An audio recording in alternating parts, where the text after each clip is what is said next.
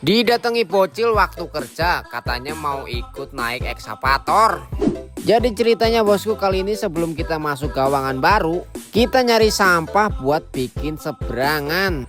Karena ada satu unit teman kita yang kejebak di lokasi. Karena alat teman kita kemarin gak kerja 1 hari, jadi dia ketinggalan di belakang. Jadi ini kita cari sampah dulu yang banyak bosku ya. Setelah sampahnya terkumpul, ini kita bawa ke titik tempat yang bakal kita bikin seberangan. Nah ini kita bikin seberangan di sini bosku ya.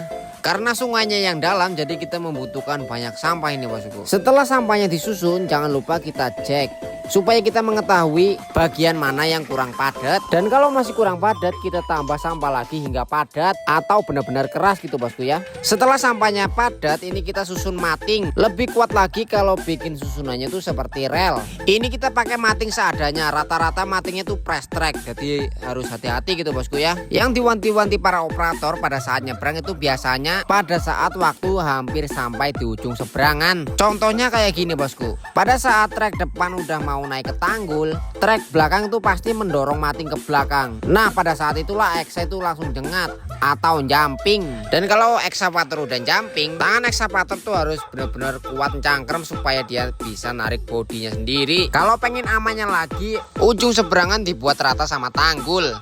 Jadi singkat cerita, pada waktu kerja sekitar mau tengah hari, ini kita didatangi sama bocil. Katanya mau ikut naik ekskavator. Sebenarnya yang baju oranye ini udah 2 kali bosku ya, ikut ekskavator sama saya. Dan yang pakai topi tuh baru 1 kali, makanya masih malu-malu. Katanya sering lihat konten Bang Inyong, makanya dia malu-malu. Untuk namanya aku lupa namanya siapa. Barangkali video ini lewat di berandanya, bisa di komen namanya siapa.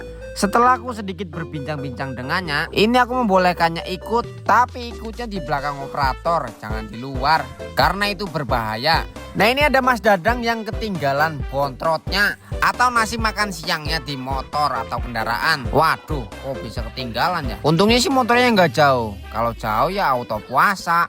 Setelah aku bekerja sekitar 1 jam dan aku bawa muter-muter, alhasil bocil pun minta turun karena yang pakai topi tuh mabok.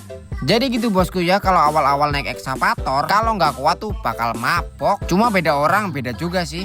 Nah ini setelah 1 harian bekerja, akhirnya kita tembus belakang, tembus 1 jalur. Mantap. Dan inilah saatnya kita pulang karena kita mau masuk lagi, minyak pun tanggung gitu ya. Hasil kita kerja hari ini untuk 1 unitnya tuh dapat 0,8. Dan 0,8 dikali harga borongan. Pokoknya hasilnya alhamdulillah. Sebelum kita pulang, ini kita packing barang terlebih dahulu. Jangan sampai ada barang yang ketinggalan di unit. Dan jangan lupa menutup pintunya dan